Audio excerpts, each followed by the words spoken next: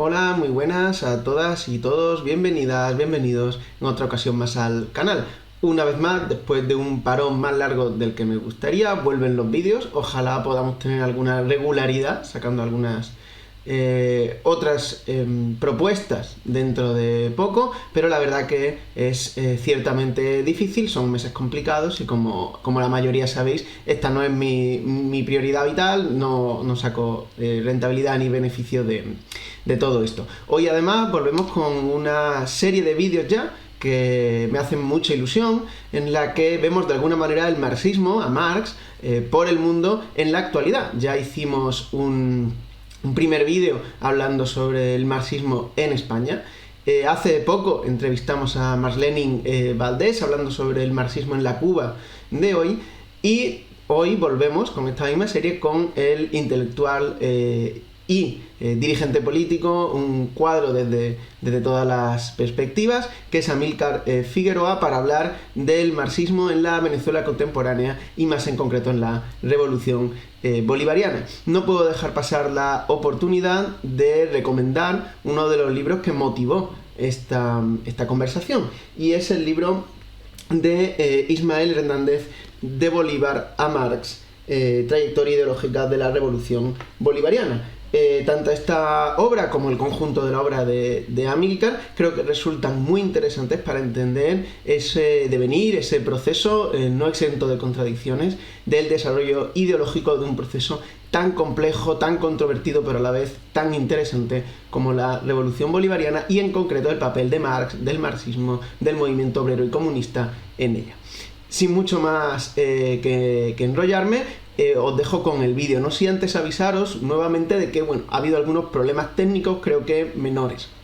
La segunda parte del vídeo, o la parte del vídeo en la que nos dedicamos a hablar del socialismo en el siglo XXI, creo que está mejor técnicamente. De todas maneras, os recomiendo, como siempre, que aprovechéis las marcas de tiempo que deberíais ahí tener en la línea de reproducción para ir directamente al tema que os interese. En todo caso, confío en que se vea y se escuche perfectamente, y así podáis disfrutar de la conversación, creo que muy interesante, con Amílcar, al que por supuesto le doy las gracias por aceptar la invitación al canal. Sin más que añadir, os dejo con el vídeo.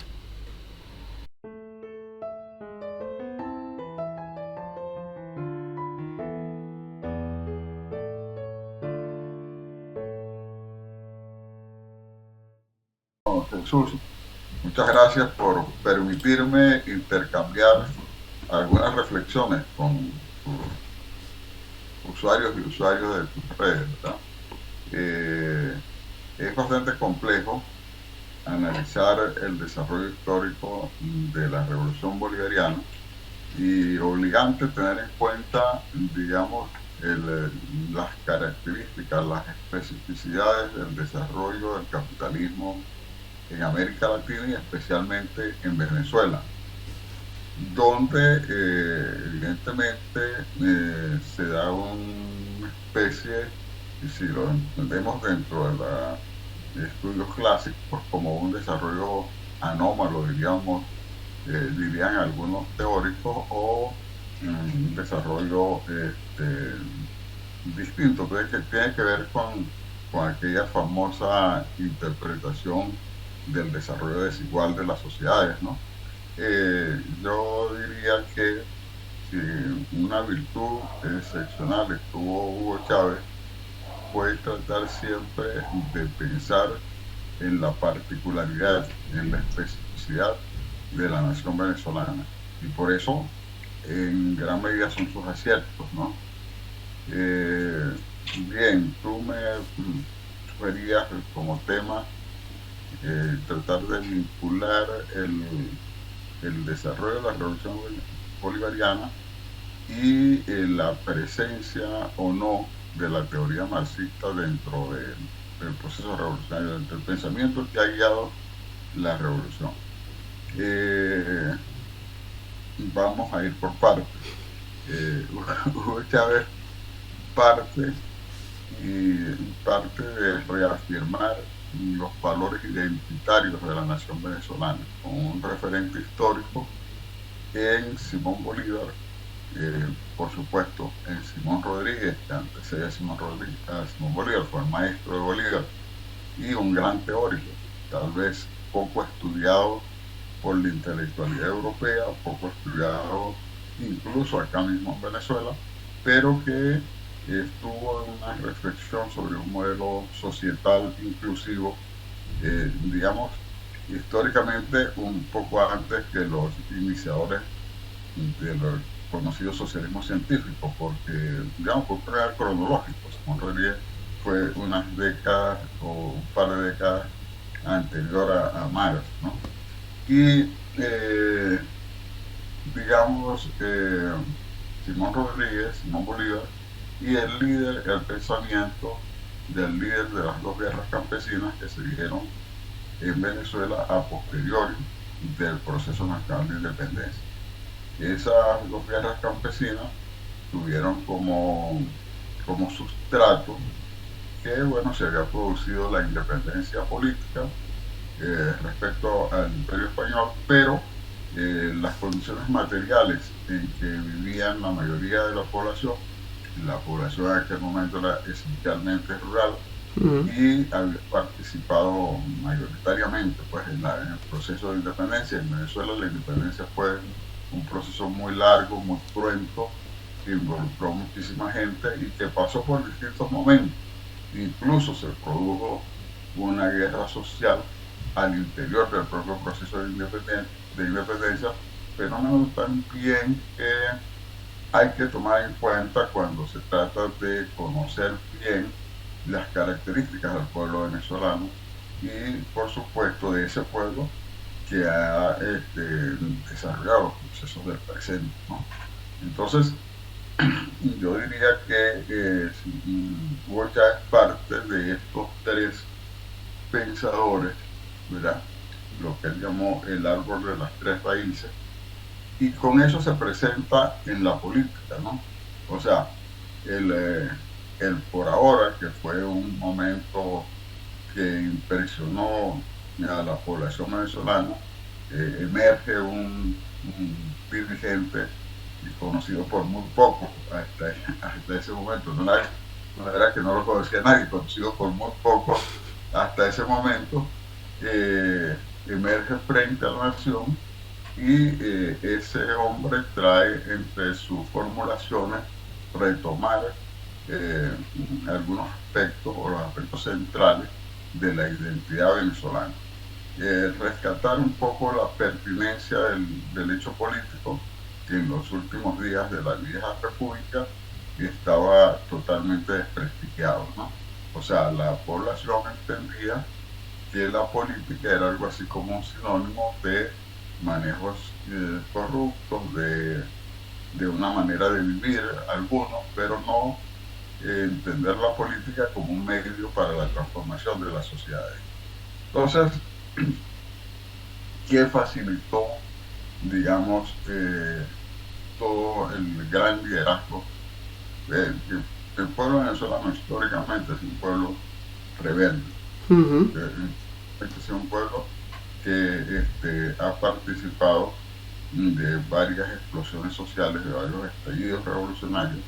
Tal vez deberíamos, y no hay un estudio sobre esto, reflexionar sobre, por un lado, la capacidad de insurgencia, las posibilidades de estallidos en la sociedad venezolana, y por otro lado, la relación con eso, con, digamos, teorías, con programas políticos, etc. En mi concepto, no va parejo eso. No va parejo eso. Es mucho más propenso en las mayorías en Venezuela a responder, si se quiere, instintivamente frente a cualquier tipo de opresión que ascribirse a un programa revolucionario, a un programa con contenido.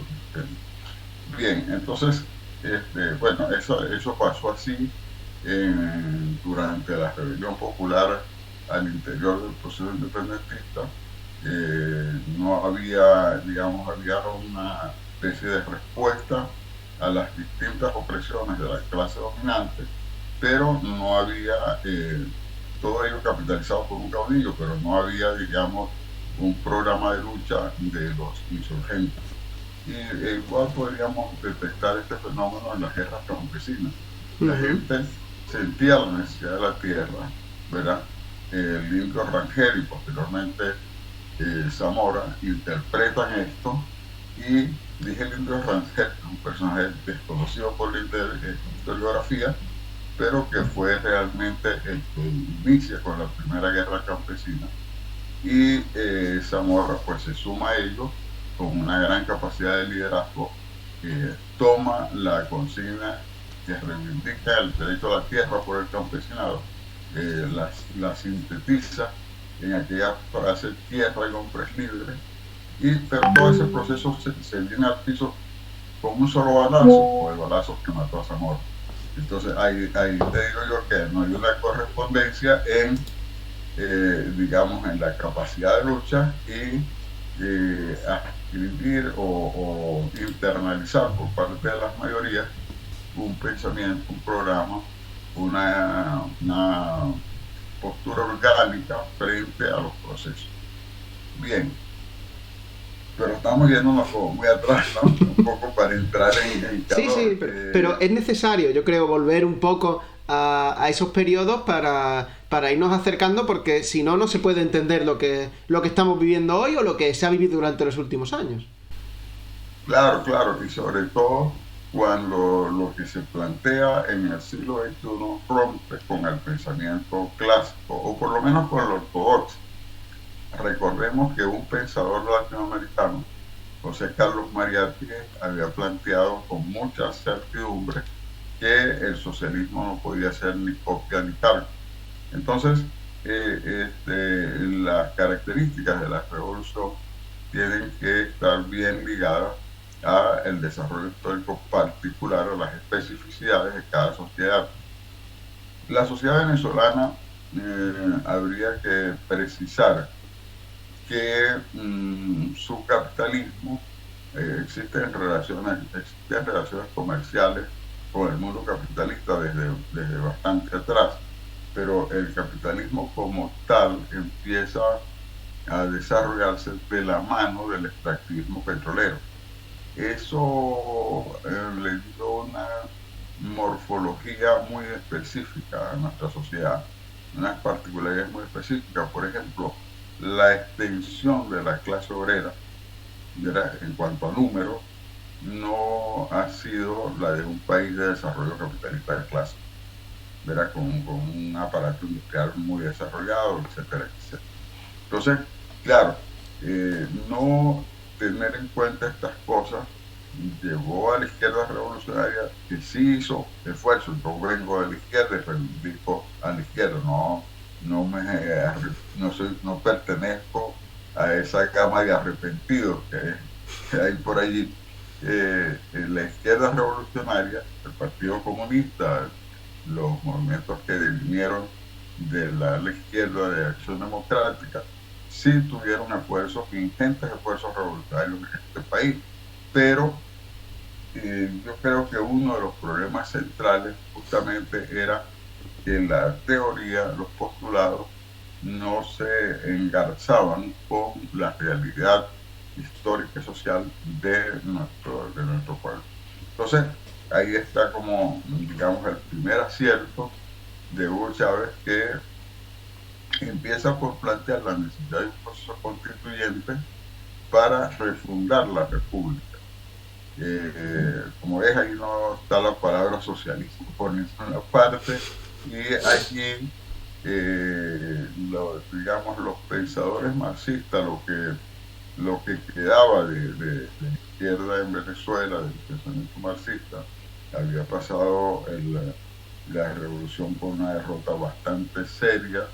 Digamos, toda aquella experiencia de la lucha armada terminó en un fracaso, yo diría que más político, más teórico que militar, porque sí, hubo enfrentamientos, perdimos mucha gente, pero bueno, Venezuela creo que fue más el peso de no tener, digamos, una una ruta política clara, lo que llevó, digamos, a que luego de 2, 3 décadas de esfuerzos en ese sentido, a que el proceso, a partir de 1970, empieza a languidecer y empieza un proceso de fraccionamiento del movimiento revolucionario.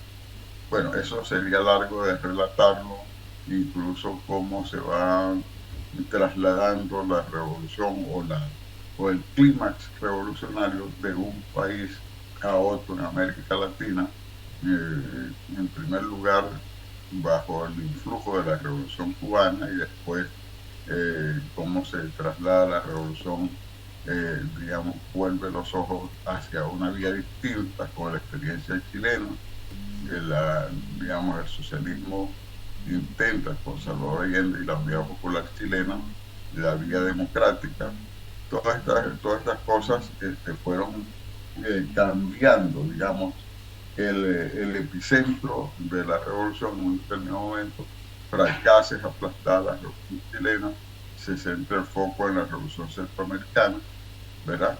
Y así. Pero justamente la insurgencia de bolivariana se da tal vez en el peor momento a escala internacional.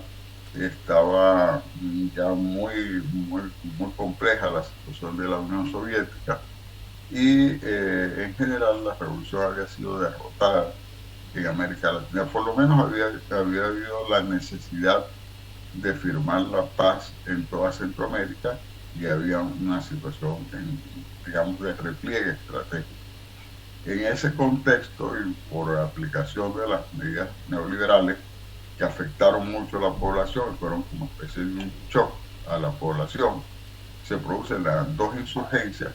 Primero una insurgencia o una rebelión, más que insurgencia, yo diría que fue una rebelión espontánea de la población de las grandes ciudades de Venezuela frente al paquete de medidas neoliberales. Y luego las insurgencias militares, la del 4 de febrero y la del 27 de noviembre. Esos fenómenos que fueron derrotados en su momento tuvieron el efecto de fracturar el sistema de dominación de élite, de la estructura de dominación de la burguesía en estas sociedades. Y bueno, facilitó la apertura de todo, abrió el camino para toda esta otra etapa, ¿no? Que logra materializarse no por vía armada ni violenta, sino por a través del proceso electoral de 1998, donde Hugo Chávez emerge, digamos, como triunfador y como, digamos, el presidente democráticamente electo por las mayorías de Venezuela. Entonces, ¿cuál sería la participación del marxismo, de los marxistas? ¿Era Hugo Chávez marxista?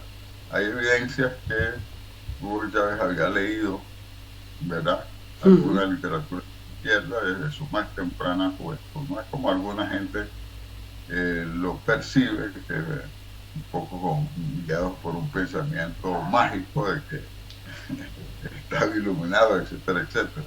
No, hay elementos suficientes para conocer su relación con algunos dirigentes de la izquierda desde su temprana juventud, y habría que reivindicar, por ejemplo, su relación con Douglas Bravo, con Alfredo Manegro, con Ali Rodríguez, en distintos momentos, ¿no? Y además hay algunas cosas escritas por él durante su época de docente en la Academia Militar de Venezuela, que permiten pensar que ya desde ese tiempo andaba como especie de una búsqueda para construir una sociedad distinta en Venezuela. Por cierto, he escrito un trabajito días después de la muerte de Hugo Chávez, que titulé Chávez, la permanente búsqueda creadora. Él va rompiendo digamos, con eso, con la teoría clásica, va tomando cosas esenciales y va construyendo. Incluso construyendo muchas veces sobre la posibilidad de errar, pero con una gran capacidad también de rectificación. Creo que en ese sentido es un maestro para los pensadores de la política, ¿no? Porque no se puede entender la política y menos un proceso tan complejo en un país con características muy particulares de una forma lineal. Eso sería un error garrafal. Ujú. No, Quería aprovechar, ya que me da la sensación de que hasta ahora has podido hacer como un repaso bastante general, bastante amplio de los momentos más importantes, tanto en la vida de ahora finalmente de Chávez, como los precedentes de la revolución, de Simón Bolívar y demás. Y quería preguntarte muy rápidamente, porque bueno, tuve en el canal una entrevista ya, no sé si la has podido ver, con Marlene Valdés, que es una profesora cubana, a la que le preguntaba un poco por la influencia de Martí en la Revolución Cubana, que para ellos es una cuestión muy importante, cuando Martí en principio, o sea, igual que de Chávez, como decían, lo podemos dudar porque, bueno, tiene una evolución en su pensamiento. Martí yo creo que es difícil decir que es un pensador netamente marxista, ¿no? Y lo mismo podría decirse de Bolívar. De hecho, Martí Marx... se sabe, ¿El qué, perdón? de Martí se sabe que participó en la edición de un periódico socialista en sus días de México, ¿no? Eh, y bueno, ya desde el primer momento del Moncada, Fidel dijo, Que, digamos, el ideólogo del asalto en Moncada fue Martí, ¿no? Algo así, no estoy claro, hablando textual, pero claro, pero este, por eso te quería comentar que creo que con Bolívar pasa algo parecido. De hecho, con Bolívar existe la contradicción adicional de que Marx tiene un textito muy corto metiéndose con Bolívar. Un texto que, bueno, no es un texto especialmente de estudio, pero sí que está editado y se conoce. Y, claro, surgen las contradicciones, sobre todo cuando lo vemos como lo vemos pues desde Europa, ¿no? En la que Hugo Chávez se ha convertido, o se convirtió durante un tiempo en lo que ahora diríamos que es un meme, y no necesariamente en un sentido negativo. Yo sé de muchos amigos y yo mismo nos sabemos muchas frases de Hugo Chávez que aquí son muy famosas, ¿no? La de aquí huele a azufre, la de yo no soy marxista, pero también soy marxista. Yo soy un revolucionario ahora. Marxista no soy porque no me formé en el marxismo.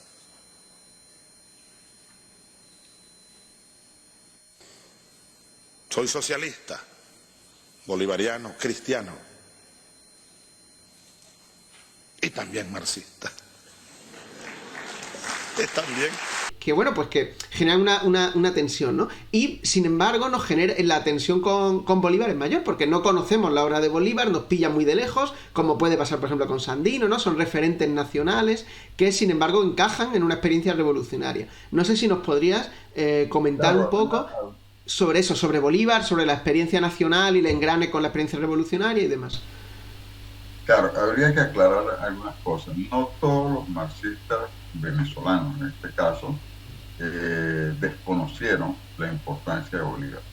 Uh-huh. Podríamos, esto que, por ejemplo, de Pedro Ortega Díaz, un dirigente del Partido Comunista Histórico del Partido Comunista de Venezuela, que reivindica, digamos, el pensamiento de Bolívar, o la propia canción de Ali Primera. Bolívar bolivariano no es un pensamiento muerto, ni mucho menos un santo para prenderle una vela. Que es anterior, digamos, al proceso bolivariano, propiamente, que reivindica a Simón Bolívar. En fin, habrían varias expresiones. Chavera también canta una bella, hermosa canción donde reivindica el papel histórico de Simón Bolívar como paradigma para este pueblo. Ahora, es importante tener en cuenta, por un lado, el famoso documento ese, las características y las condiciones en que fue escrito. No fue un documento central escrito por Marx, sino una biografía por encargo de la Enciclopedia Británica. Habría que ver las fuentes que consultó, Sí. ¿no? En fin, Este, por otro lado, yo creo que desde el punto de vista marxista es importante tener en cuenta dos cosas. Por un lado, el núcleo duro del pensamiento de Simón Bolívar, ¿no? Reivindicable, absolutamente reivindicable el problema de la independencia. Tiene que ver con lo que decíamos en otro momento, si la caracterizábamos la revolución como de liberación nacional y socialista. O sea, la independencia, la liberación nacional no puede entenderse sin entender todo el proceso de independencia en el siglo XIX. Digamos, y por eso Chávez habla que estamos en continuidad de ese proceso de independencia. Entonces, el núcleo del pensamiento de Simón Bolívar tiene que ver con la independencia, la soberanía, ¿verdad? La unidad continental, ¿verdad? Que es una idea común de todos los grandes pensadores de finales del siglo XVIII y el siglo XIX en América Latina. Sebastián Francisco de Miranda, Simón Rodríguez, Bolívar, en general Nariño, en general todos los pensadores latinoamericanos que lideraron los procesos independentistas en aquel momento entendían que las colonias, antiguas colonias españolas en este caso, debían conformar una nación fuerte, una sola nación. Fueron los intereses de las distintas oligarquías regionales las que dieron el traste con esa idea, pero eso es absolutamente reivindicable hoy, o sea, soberanía, unidad continental, y por supuesto habría, y tal vez aquí sea el tema más polémico, ¿verdad?, el tema de la redención social.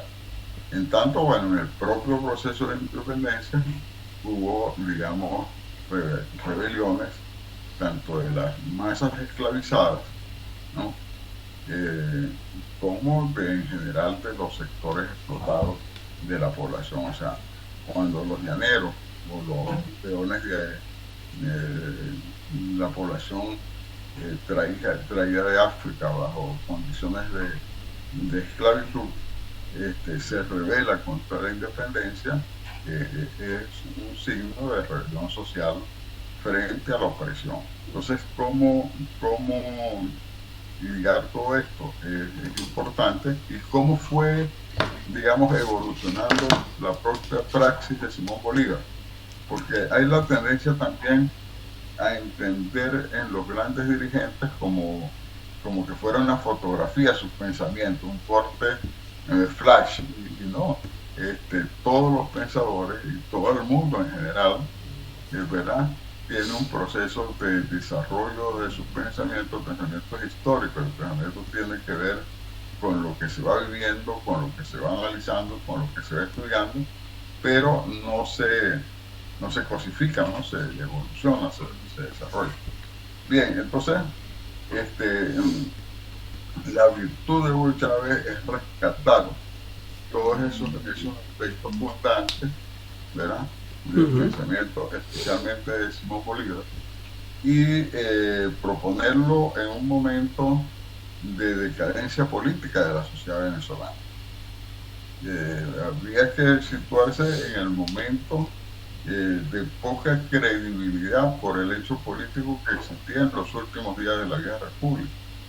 Y entonces sale una persona que reivindica otra propuesta, y a partir de esa otra propuesta empieza un proceso de construcción, ¿verdad?, de, digamos, cómo entender la construcción de la nueva sociedad, en lo económico, en lo social, en lo político esencialmente, y siempre, digamos, transversalizado por algunas ideas.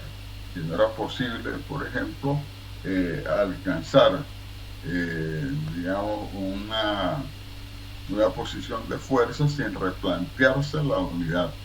Y el pensamiento de Hugo Chávez tiene un componente geopolítico muy interesante, porque, como señala Borón en uno de sus textos, es Chávez quien resignifica la geopolítica. Entendemos que la geopolítica nace como una ciencia de sectores muy reaccionarios en un determinado momento, y cuando Chávez la pone en función de los intereses de las poblaciones oprimidas, especialmente del sur del mundo, bueno, hay una resignificación allí favorable a los pueblos que lo potencia, por supuesto, y que se va expresando en todos los esfuerzos que posteriormente hacen, la construcción de la ALBA, la construcción de UNASUR, la construcción de la CELAC, la alianza con los pueblos africanos,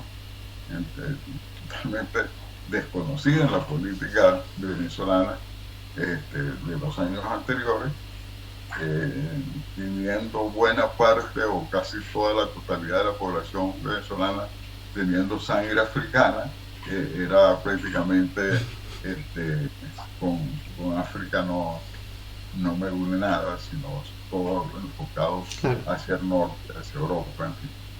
Bien, ese proceso que empieza pasa por distintas etapas. Ahora, yo ahí autocríticamente diría que los marxistas provenientes de partidos de izquierda, algunos vimos una pelea, por ejemplo, con relación a los compañeros de Sudamérica, que una de las cosas más difíciles para entender es que un proceso revolucionario lo pudiera dirigir un milico. Recuerdo que a mí me tocó ir a Montevideo a conversar con los compañeros del MLN para explicarles la relación histórica que había habido entre la izquierda venezolana y la Fuerza Armada, buscando siempre que un sector avanzado de las Fuerzas Armadas se pronunciase a favor de la revolución. Y Hugo Chávez, de una u otra manera, la expresión de ese acumulado de relaciones sintetiza muchas cosas, y bueno, pero eso era incomprensible para los compañeros, particularmente del Cono Sur, que venían de enfrentar terribles dictaduras militares, ¿no? Claro. Y luego el tema de cómo manejar, ¿no?, teóricamente la relación entre el bolivarianismo y el marxismo y el socialismo como tal. Te quería preguntar porque, bueno, cuando acá nos llegan las visiones del socialismo del siglo XXI, me gustaría que nos iluminaras o que nos contaras un poco sobre cómo se forma el socialismo del siglo XXI desde el punto de vista ideológico, doctrinal, ¿no? Hemos hablado un poco de Simón Bolívar y él aporta, yo creo, uno de los elementos fundamentales y más centrales, que es la cuestión de la independencia, ¿no? Una independencia que ya estaba en la izquierda no solo latinoamericana, sino mundial. El otro día me acordé de ti precisamente y de esta entrevista porque me encontré este librito, no sé si se puede ver, se llama El bolivarismo contra la doctrina Monroe. Es un libro de la editorial Novosti, editado en la Unión Soviética en el 88, y ya empieza con una cita del presidente Monroe y una cita de Simón Bolívar que dice: Estados Unidos parece destinado por la providencia a plagar a América Latina de miserias en nombre de la libertad, ¿no? Entonces me pareció curioso cómo aporta eso. ¿Quién es el autor del escrito? El autor es un tal Yuri Gozdev. Es un autor soviético. Y me pareció curioso porque digo, bueno, es que esto se estaba hablando, entonces habla de bolivarismo, no de bolivarianismo, o sea, era diferente, pero estaba presente, ¿no? Estaba presente la idea. Y, bueno, claro, cuando uno ve cómo se construye el socialismo del siglo XXI, van apareciendo otros elementos, algunos que nos rechinan, otros que nos convencen, otros que nos perturban y que nos ha dado mucho que pensar, ¿no? Has mencionado algunos, yo estoy seguro de que podrás mencionar más o profundizar en la noción antiimperialista ligada a la independencia, la cuestión del el significado del socialismo y cómo va evolucionando, cómo se va nutriendo de elementos, el papel de las Fuerzas Armadas, que es algo que en otros países de América Latina o en mi propio país, en España, es muy impensable, porque están históricamente vinculadas a la derecha, a la reacción, de la peor manera, porque hemos vivido dictaduras militares, y también el propio socialismo, llamado socialismo del siglo XXI, que tiene un montón de fuentes y que van cambiando, que incorporan pensadores clásicos como el propio Marx, pero también otros más contemporáneos como el propio Meszaros, que el comandante Chávez sé que lo leyó asiduamente, y otras tantas referencias, ¿no? No sé si nos podrías explicar un poco cuáles son esos vectores centrales del socialismo del siglo XXI, cómo los vemos, cómo los analizarías.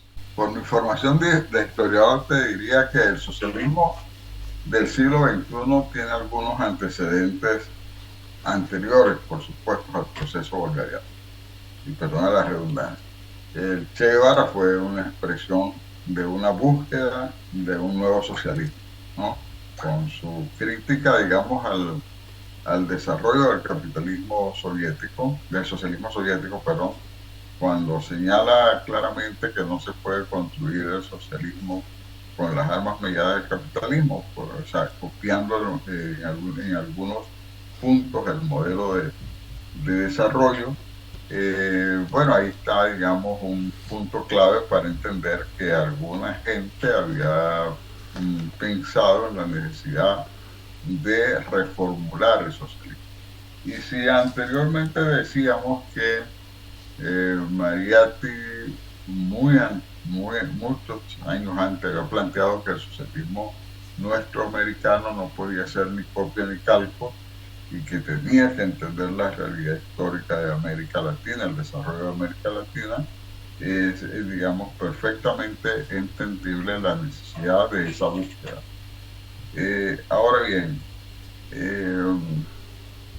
sobre esto es un tema en debate, ¿no? ¿Hasta dónde ha habido socialismo? ¿Verdad? ¿Qué define el socialismo? ¿Hasta dónde hubo socialismo en los propios modelos conocidos de socialismo? ¿Qué define el socialismo? ¿Qué elementos del socialismo tiene lo que se conoce ahora como socialismo bolivariano? ¿Qué le falta? ¿Qué le falta al socialismo bolivariano para ser realmente socialismo? En fin, de Bolívar, con toda pertinencia, habría que tomar aquella cosa de independencia o nada, ¿no? Eso no es indiscutible.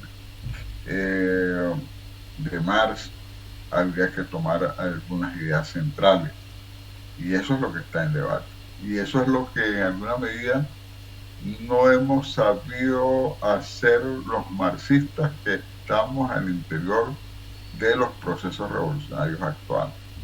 O sea, pensar el socialismo sin superación de la enajenación del trabajo, independientemente de lo que haya pasado con el desarrollo en China, independientemente con la realidad geopolítica actual, el papel, digamos, de, China, Rusia, Corea del Norte, en ese proceso de dejar atrás, digamos, la hegemonía de Occidente,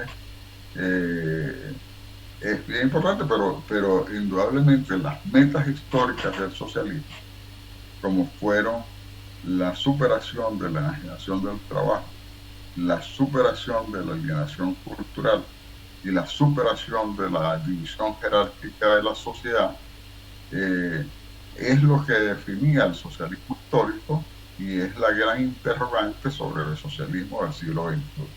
Alguna gente elude ese debate y alguna gente resuelve el tema diciendo, bueno, pero eso es nuestro socialismo. Y muchos de esos que dicen ese es nuestro socialismo, en su espacio laboral se comportan como los peores oligarcas o como los peores burgueses con sus trabajadoras y trabajadores. Entonces, ahí está una contradicción muy complicada. Sin embargo, la construcción del socialismo hoy pasa por tomar en cuenta, en primer lugar, el contexto geopolítico del declive de la civilización burguesa. O sea, hubo, digamos, el mayor desarrollo, la mayor expansión capitalista con el proceso de mundialización, o lo que llaman los teóricos burgueses la globalización, ¿verdad? allí el capitalismo llegó a su techo, como sus posibilidades se agotaron, conquistando territorios, seguir imponiendo su hegemonía, etcétera, etcétera. Y por eso incluso ha mutado, ¿no? Cuando tú ves las prácticas de saqueo que efectúa el imperialismo estadounidense, por ejemplo, en Siria, cuando va a robar petróleo y no va a conquistar a la manera clásica un territorio, ves entonces que el capitalismo ha mutado a otras formas y que esa mutación tiene que ver ya con su declive estratégico. Ahora, la sociedad que está planteada para superar ese capitalismo tiene que tomar en cuenta esa realidad geopolítica, pero no se puede quedar ahí. Tiene que seguir viendo cómo empalma eso con la utopía revolucionaria, con la búsqueda, digamos, de la construcción de la sociedad superior, que es donde están los problemas de fondo, ¿no? Todo esto pasa por una correlación de fuerzas innegable. O sea, el proceso bolivariano fue dando saltos, ¿verdad? Primero planteó la ampliación de la democracia, o sea, un cambio cualitativo de la democracia, de la democracia participativa a la democracia, de la democracia representativa a la democracia participativa y protagónica. O sea, se amplió la democracia, cambió su cualidad. Y luego proclama el carácter antiimperialista. Luego empieza toda una batalla, o en paralelo empieza toda una batalla por superar la exclusión y los déficits históricos. Y ahí están los contenidos sociales, ¿verdad? Mas no quiere decir que había resuelto el tema, ¿verdad?, de superar la estructura económico-social que generó y sigue generando esos problemas. Se toma en el presente como modelo en muchos casos el gran desarrollo chino. También hay que aplicar lo mismo, ¿no? Es posible hacer un cálculo en América Latina de lo que han desarrollado, lo que ha desarrollado el Partido Comunista Chino. Yo creo que no. Yo creo que no, y creo que será un proceso de construcción, ¿verdad?, que no pierda de vista el mundo en que se desarrolla, ¿verdad?, que avance en este momento hacia un mundo multipolar, tal como en alguna medida preconizó Hugo Chávez, y era uno de sus lemas, era que debíamos avanzar hacia eso, pero que además siga tratando de resolver el tema social y el tema de la igualdad, ¿verdad? El propio Hugo Chávez, después de haber proclamado el antiimperialismo, gana su mejor elección desde el punto de vista numérico, proclamando el socialismo. Y proclamando el socialismo, en 2006 tiene el 64% del electorado. Pero te decía que todo es una correlación de fuerzas también para ir avanzando, construyendo, proponiendo ideas, y todo eso va a depender tanto de las fuerzas internacionales que te están alcanzando como de las propias fuerzas internas. Ese momento de alza del socialismo dentro de la Revolución Bolivariana culmina con la propuesta común abonada. Y ahí viene una contraofensiva muy dura de la derecha internacional y la derecha interna, que ha pasado por todos estos años y que, digamos, se aprovecha en alguna medida también de la desaparición física del comandante Chávez. Entonces, sí, ahí se afinca la contrarrevolución externa e interna, y se va generando, por otra parte, una correlación de fuerzas muy complicadas, ¿no? No podemos olvidar, por ejemplo, la gran cantidad de gente que salió del país, y especialmente de jóvenes. Eso no fue gratuito, eso fue producto de la presión, del bloqueo, pero sobre todo de la propaganda, ¿no? De la propaganda. La batalla en el terreno de las ideas es una batalla muy compleja y alguna gente la obvia o la minimiza. Esa es la batalla estratégica, diría yo, ¿verdad? Son siglos de dominación y entonces, por otro lado, ningún proceso, y tal vez sea uno de los defectos históricos de la sociedad venezolana, donde perdió mucho el caudillismo, ningún proceso posible. Es posible que se dé un cambio político, pero la consolidación de un proceso revolucionario no es posible sin la participación, la internalización en la cabeza de las grandes mayorías de la necesidad de la transformación revolucionaria, de una nueva cultura revolucionaria. Y ahí también se da entonces un problema de hegemonía. Por un lado, podemos incluso conservar el gobierno, pero culturalmente ha habido una ofensiva del imperialismo estadounidense, de la cultura del capital, que en muchos aspectos nos pone contra la pared. Entonces, superar esas cosas no es fácil y requiere incluso de mayor elaboración teórica, porque no es posible desarrollar estas cosas simplemente con consignas, simplemente con voluntad o simplemente conseguir, digamos, un lema, sino tiene que ser un desarrollo teórico que nutra el pensamiento de mucha gente. Ya por allá, en comienzo del siglo XX, Lenin decía que una revolución no era cosa de un hombre, debió decir en lenguaje actual de un hombre o una mujer, ¿verdad? No era cosa ni siquiera de un partido político, sino de un sujeto histórico. O sea, ¿cuáles son los sujetos históricos del siglo XXI? ¿Cuál es el papel, por ejemplo, del sujeto mujer? ¿Cuál es el papel del sujeto proletario en general en esta revolución? Todas esas cosas están en debate, o todas esas cosas deberían estar en debate, porque mucha gente resuelve eso con simplemente diciendo que lo nuestro no tiene, digamos, no se parece a otras cosas y es así, pero no se define como debe. Chávez no era así, Chávez era profundo. Incluso Chávez si estábamos avanzando en la comuna y no la habíamos definido. Para mí su punto de mayor radicalidad fue cuando planteó el tema de la comuna. Había leído sin dudas a Mesaros y no sé hasta dónde se había pasado por las reflexiones de los últimos días de marzo, donde se interroga sobre las posibilidades.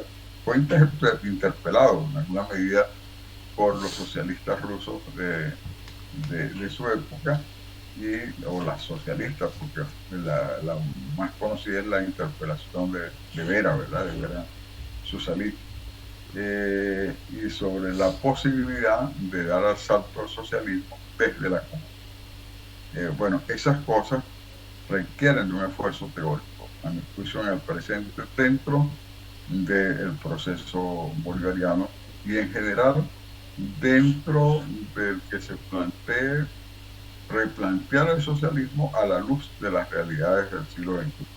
De paso, se han producido varias revoluciones científico-técnicas que entonces se ponen en cuestión muchas cosas. Por ejemplo, si el papel de lo que se entendía como las masas, o sea, el papel de las mayorías en la política puede ser sustituido o no por los medios técnicos que hoy se aplican para la política. Son cosas bastante complicadas que requieren de un esfuerzo teórico de los que nos reclamamos, esos socialistas, marxistas, un esfuerzo aún mayor. Ahora, la otra pregunta es, ¿podrá haber un socialismo apartando a Marx? Yo pienso que no. O sea, no puede haber, digamos, una copia dogmática de lo que se planteó, el socialismo realmente existente también fue bastante distante en muchas cosas de lo que planteó Marx, ¿verdad? Sí, sí, sí, sí. Pero, pero a la vez, pero a la vez, eh, no con ello estoy echándole, tachándole el esfuerzo, digamos, de los revolucionarios soviéticos, de los revolucionarios del mundo, para nada. Es una experiencia histórica heroica, es una experiencia histórica que dejó mucho, en fin, de la cual hay que aprender muchas cosas, pero no aprenderlas copiando, no aprenderlas, sino justamente identificando, digamos, qué cosas pueden ser asumidas, donde se perdió el rumbo, el sentido, por ejemplo, de la participación de las mayorías. Claro. Digamos, de la vida de los soviets, cómo degeneró, ¿no? Sí. Lo que inicialmente hubo en sentido de democracia directa de los trabajadores y trabajadoras. En fin, pero eso es una cosa. Y otra cosa es la necesidad, ¿verdad?, de tener en cuenta algunos elementos centrales. Por ejemplo, ¿qué relación hay en la decadencia del capitalismo actual con aquella vieja ley estudiada por Marx de la caída descendente de la tasa de ganancias de los capitalismos? ¿Y por qué la mutación entonces del capitalismo? En fin, creo que hay muchos temas, amigos rojos, en el cual hay que dedicarles unas horitas al estudio y a la elaboración también.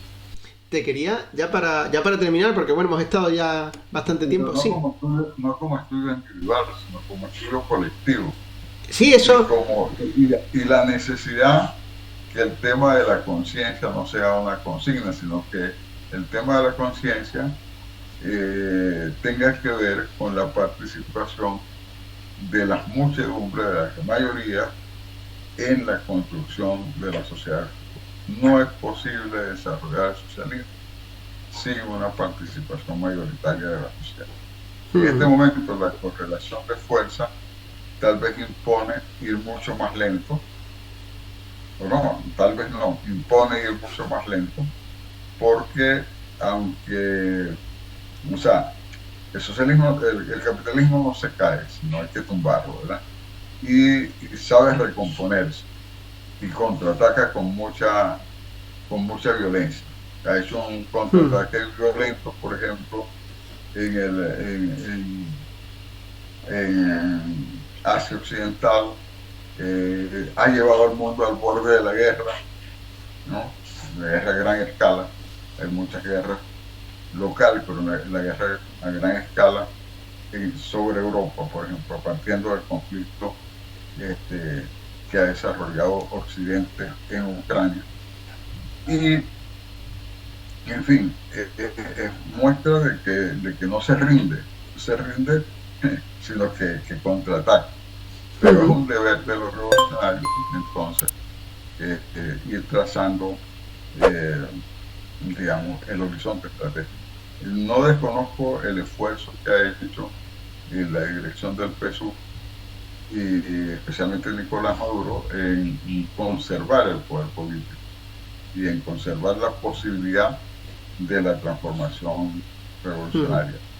Pero en medio de una correlación de fuerzas compleja, en muchas ocasiones ha logrado conservar el gobierno vía negociaciones, y esas negociaciones tienen una implicación que colide de una u otra forma con el horizonte estratégico de la revolución. No es fácil. Se puede decir fácil, se puede jugar fácil, pero sabemos que no es fácil, que es un esfuerzo tremendo tratar de manejarse en ese contexto, y que va a depender siempre de, por un lado, de innovar la propuesta política, de fortalecerla, de enriquecerla, pero a la vez de las correlaciones de fuerza que se vean. Pues Pues muchísimas gracias, la verdad, Amílcar. Me he quedado muy encantado de la conversación y espero poder estrenarla cuanto antes en el canal. Así que nada, muchas gracias por todo.